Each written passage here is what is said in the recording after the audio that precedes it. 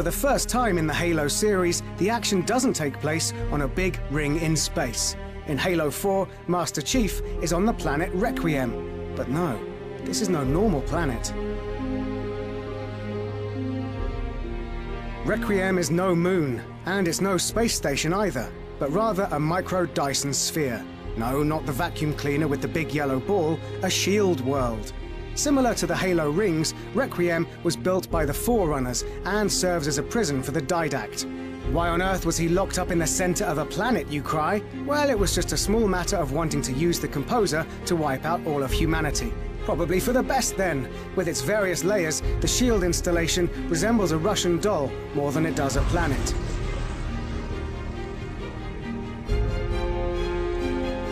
A Dyson sphere is a shield world encompassing a star to conduct its energy. Dyson hypothesized this efficient method of collecting energy to sustain life in the future. Requiem is slightly different in that the artificial star is situated in the machinery above the interior of the planet. Instead, the core of Requiem houses a satellite as well as the Didact's cryptum. The top layer is the only section that has an environment resembling that of your more traditional terrestrial planet. On the outside surface, Requiem is littered with blue lights and Forerunner symbols.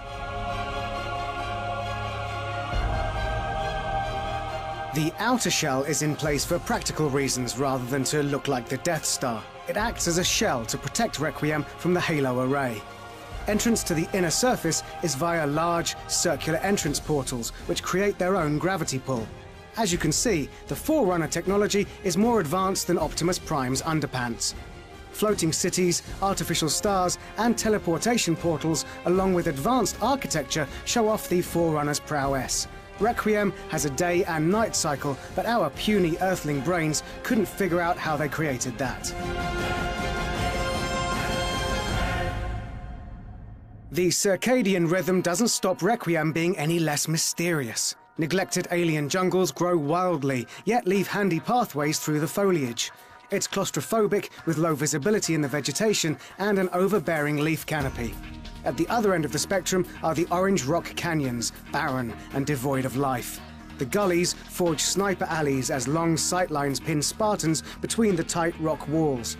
The layers further inside become even less hospitable as rock canyons turn an otherworldly shade of purple and form in erratic patterns, and we haven't even mentioned the lava pools.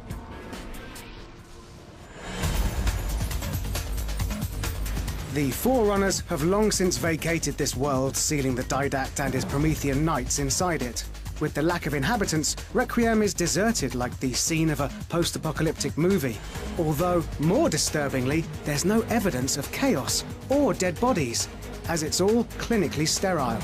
Requiem is now mostly populated by the intruding Covenant and the crew of the USNC Infinity.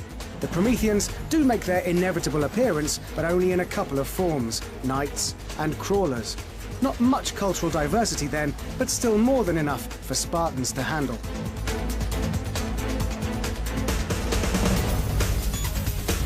There is one inhabitant who's been ever present at Requiem, and that's the aforementioned Didact.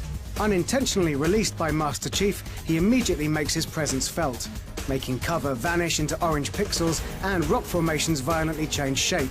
Perhaps understandably, considering he's been imprisoned in Requiem for 100,000 years, the Didact is in a bit of a rush to leave, which is a great shame considering there is so much of Requiem left unseen. We hope to see more locations in Spartan Ops. Despite our visit to Requiem, there are still many mysteries left uncovered. Requiem is a beautiful planet, but it does feel a little restrictive compared to previous destinations in the Halo universe. It also feels underexplored and unexplained. We hope to see more and understand Requiem fully in the future.